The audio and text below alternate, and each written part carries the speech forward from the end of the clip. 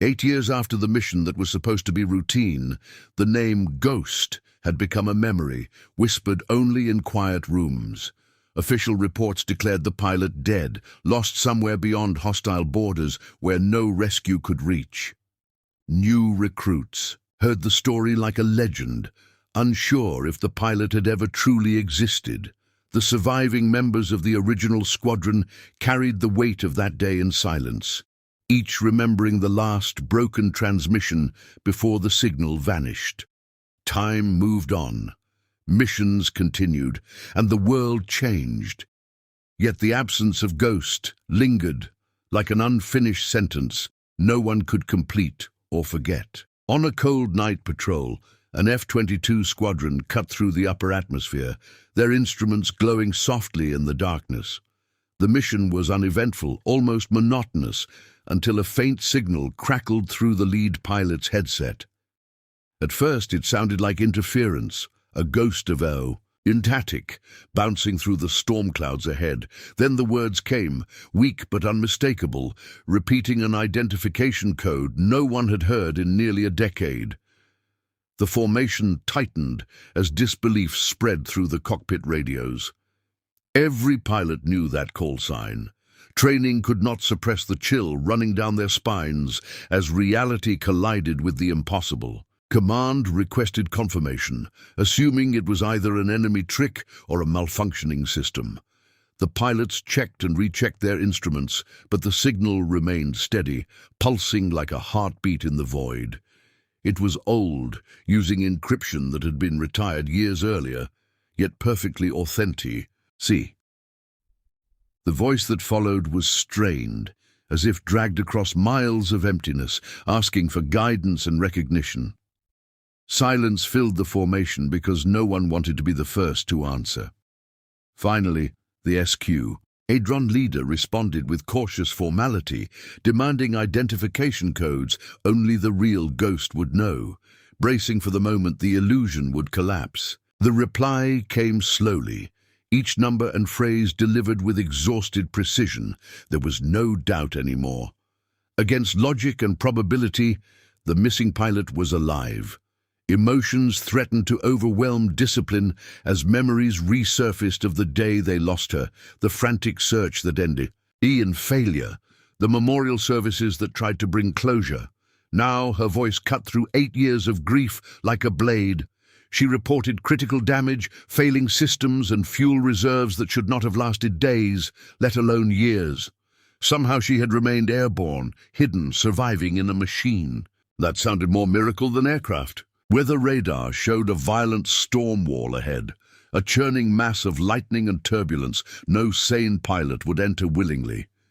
Yet the signal came from within it, flickering as if swallowed by the chaos. The squadron had orders to avoid unnecessary risk, but none of them hesitated. They adjusted course together, engines roaring as they descended toward the boiling clouds. Rain and ice battered the canopy, turning the outside world into a blur of grey fury. Inside the storm, navigation systems struggled, forcing the pilots to rely on instinct and formation lights to keep from colliding in the blindness. Minutes stretched into an eternity before a faint silhouette appeared between flashes of lightning. At first it looked like debris caught in the storm, tumbling helplessly. And then it stabilized, revealing the unmistakable outline of a stealth aircraft scarred by time and battle. Panels were missing, one wing marked by jagged repairs that should not have held together. The aircraft drifted unevenly, fighting to maintain altitude, as if every second in the air was borrowed. The squadron circled cautiously, afraid that even their wake turbulence might tear it apart and send it spiraling into the darkness below forever. Visual confirmation passed through the radios in stunned voices. The markings were faded but visible, the tail number matching records long archived. Frost coated the canopy from the inside, hinting at failing environmental controls. As they drew closer, they saw movement. A figure in the cockpit, helmet tilted forward with effort, hands gripping the controls with stubborn determination. The legend was real, not a phantom transmission or enemy deception. She turned the aircraft slightly in acknowledgement, a gesture both weak and defiant, as though refusing to surrender to the sky that had tried to claim her. Fuel warnings blared across the squadron's displays as they calculated how little time remained for everyone involved. Rescue protocols raced through their minds, but nothing in their training covered a scenario like this. They positioned themselves around the damaged aircraft, creating a protective formation to guide her through the storm. Lightning illuminated the scene in stark flashes, revealing the extent of the damage again and again, like photographs burned into memory.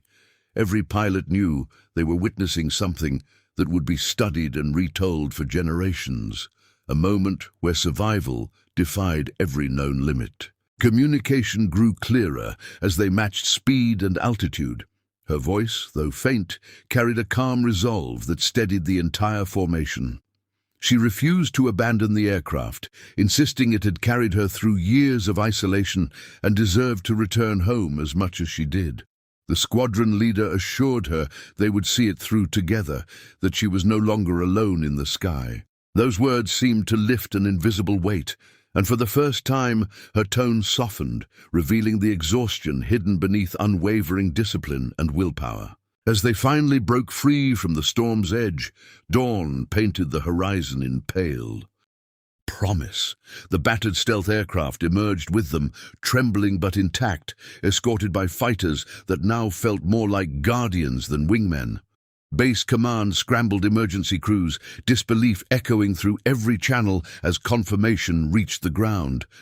For the pilots in the air, gold, revealing clear skies ahead like a... Here, however, the moment was deeply personal. They were not just escorting a survivor. They were bringing back a piece of themselves, a chapter of their lives they thought had ended 8 years ago. Her aircraft trembled as it crossed into friendly airspace, every warning light still flashing like a desperate heartbeat.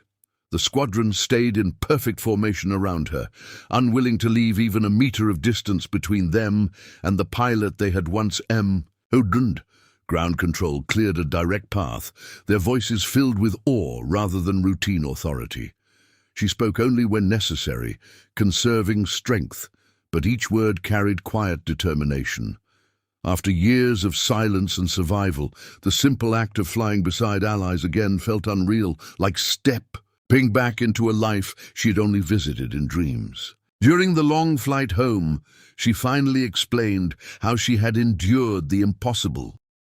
After being forced down beyond enemy territory, she had hidden the aircraft in a remote valley, camouflaging it beneath debris and natural cover. Supplies were scarce. Sea and rescue never came, so survival became her only mission. She scavenged parts from abandoned machinery, studied the aircraft systems by memory, and slowly restored what she could. Every repaired circuit and patched panel was a promise to herself that she would not disappear. Isolation tested her mind more than hunger or cold, but surrender was never an option she allowed. Seasons passed like chapters in a story no one else could read. She learned to measure time by the movement of stars and the rhythm of harsh weather cycles. When hope faded, she repeated her call sign aloud, reminding herself that Ghost was more than a name. It was a vow to remain unbroken. Occasionally she risked brief engine tests, keeping the aircraft alive even when escape seemed impossible. Each attempt brought new setbacks, yet also new knowledge. The machine became both shelter and companion, its metal frame the only witness to her struggle against loneliness and despair. Eventually, a narrow opportunity appeared when patrol patterns shifted and the skies above her refuge grew less guarded.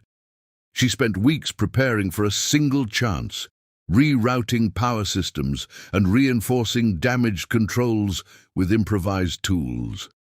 When the moment came, she launched into the darkness, unsure whether the aircraft would even remain airborne. Every kilometer gained felt like defying fate itself.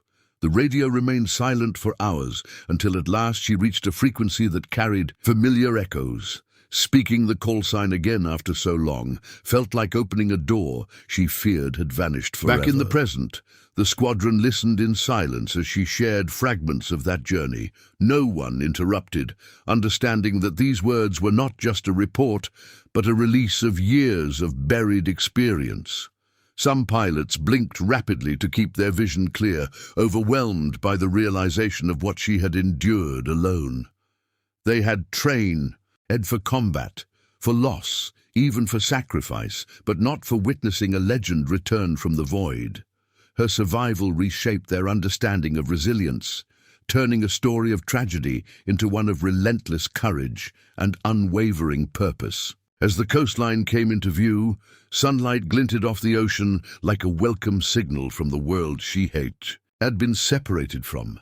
Naval vessels below paused their operations, crews lining the decks as news spread of the approaching formation. Cameras were forgotten. This was not a spectacle, but a moment of respect.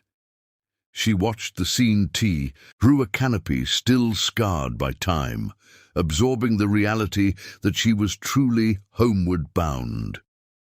For the first time, her voice cracked slightly when she acknowledged the ships, gratitude breaking through the disciplined composure she had maintained for years. Approach control guided them toward the airbase, where preparations had been underway since the first confirmation.